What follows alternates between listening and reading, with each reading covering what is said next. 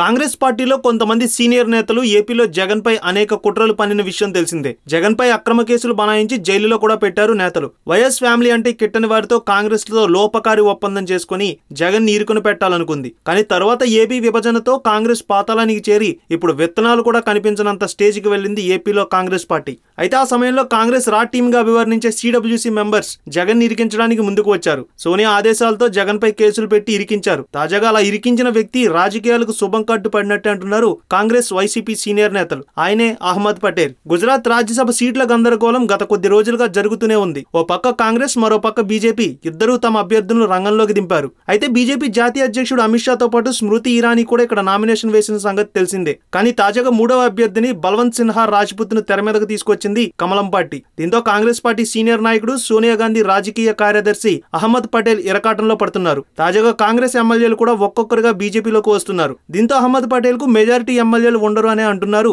నాయకులు. ముఖ్యంగా గుజరాత్ అసెంబ్లీలో 182 మంది ఎమ్మెల్యేలు ఉన్నారు. కనీసం ఆయనకు విజయం దక్కాలంటే 47 ఓట్లు రావాలి. కానీ ఆయన విజయంపై పార్టీ నుంచి ఎమ్మెల్యేలు జంప్ అవుతుండడం ఆయన విజయానికి నీడలు కమ్ముతున్నాయి. గతంలోనే జగన్ పై కేసులు పెట్టిన వారు అనేక రకాలుగా దెబ్బతిన్నారు. ఇప్పుడు అహ్మద్ పటేల్ రాజకీయ జీవితానికి శుభం కార్డు పడుతోందంటూ వైసీపీ నాయకులు కూడా చర్చించుకుంటున్నారు.